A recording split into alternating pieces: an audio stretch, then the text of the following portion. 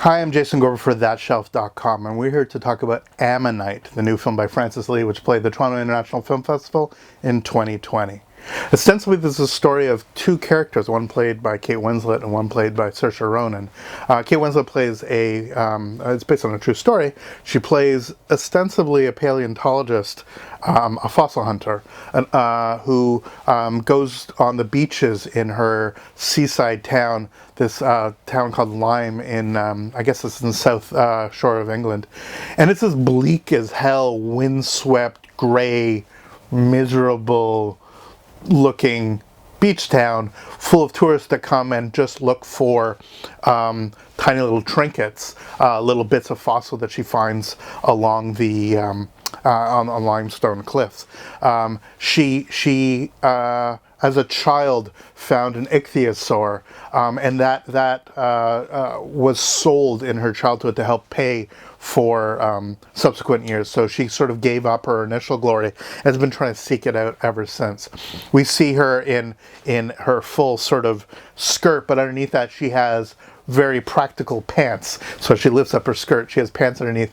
As she gets all muddy, she's clambering up the stuff. This is a very different sort of view of this type of character. And what happens is this very rich patron comes. He wants to go on an archaeology / paleontology look. He brings her along, and he brings along his wife, played by Saoirse Ronan, who's this very melancholic, very typical wife of privilege who's just miserable all the time because of the marriage that she's in and just completely unhappy.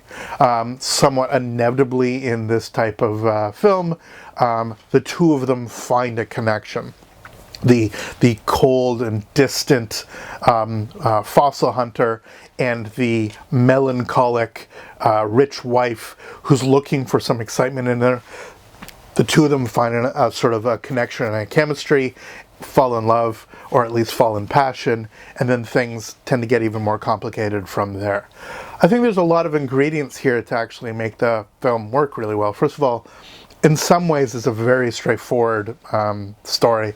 We can sort of check off the boxes that we expect from this type of tale. It feels in some ways very theatrical, frankly. But it's really interesting about how Kate Winslet in particular plays this character with this very solid sense of uncertainty and distance.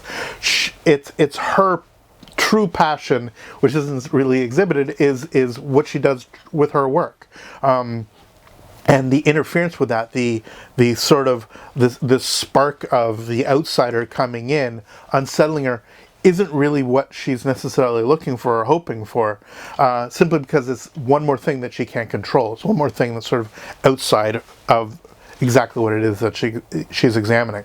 On the other hand, you have this wildfire that sort of comes into her life, who's clearly doing it, yes, out of a sense of affection and out of a sense of adoration perhaps, but also out of a sense of, frankly, just being able to do so, of another trinket, another triviality, something that lacks any sort of sense of place or space or empathy for the other person, and how disruptive this is. If you come from that much wealth, if you come from not giving a damn about a maid being in the room while sort of something slightly tawdry in the sense of marital vows is going on, then you just know that it's somebody whose own obliviousness is in some ways very damaging, and that isn't overcome by the sense of sort of a summertime fling, as it were, when you're sort of cloistered away in this forgotten realm.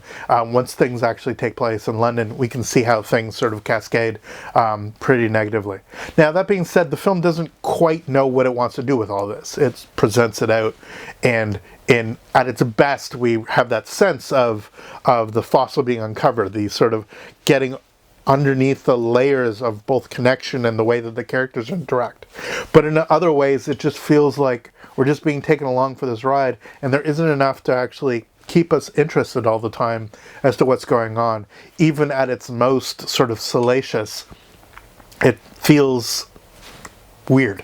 It feels like they're trying to tell us this story and we're supposed to be engaged with it, but we're not really drawn into it because of both the sense of distancing, but just the sort of awkwardness in which the story is told. So it's a frustrating film. I think it's a film that has moments that really work and moments that really don't work, and it's often surprising to see which one is which. Again, there are small moments that I think are fantastic. Again, it's ridiculous, but I love the idea of them on the beach and how that works, and how when you see Kate's character sort of in her environment, how in quiet ways but very, very exceptional ways she shines, that you can see within her environment what we start seeing the world through her eyes, and that I think is at the film at its absolute best. When the film is a little bit clunky, it's like, okay, we got to wait for this scene to end in order to get it on the next scene. You're like, oh, you're going to show us this to what? Titillate us? To make us excited in a metatextual way that these two actors are performing for our benefit, when it just feels like something tacked on. It doesn't feel necessary to tell this story with that kind of exuberance, shall we say, on the salacious quotient. It's not that I'm somehow prudish, it's that somehow those scenes feel even more artificial, even more stagey than something as ridiculous and appalling as having somebody cough into a napkin and have some blood there. I mean, at God's sakes, at some point in time we have to get rid of that trope when it comes to semi-costume dramas. So look, I think that there's a mixed bag here in Ammonite, sort of mixed bag of rocks, as it were. I think there's stuff that really makes it work, and there's stuff that is a little bit frustrating.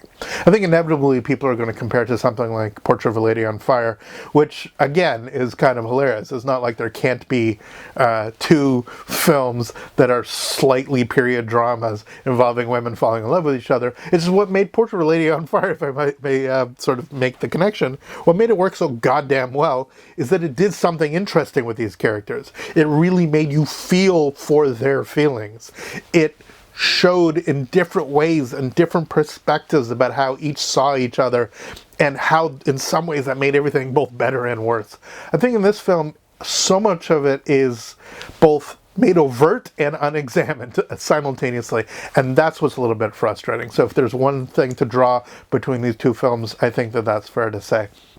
I think in the end, Ammonite is fine and yet unremarkable, despite the fact that it has some pretty remarkable performers in there. It just doesn't connect in the way we want it to. It feels underbaked, and it feels like it didn't quite achieve what it wanted to achieve. Nonetheless, it's a noble attempt, as it were, and so very much a mixed bag, worth seeing, worth discussing, but I'm not sure it quite lived up to what it attempted to do when it was actually put together. So there we go, Ammonite, a mixed bag at TIFF 2020. Thanks so much for watching. For thatshelf.com, I'm Jason Gorber. Please subscribe, please follow us on social media, and we look forward to you leaving as many comments as you can, and we'll see you next movie. Cheers.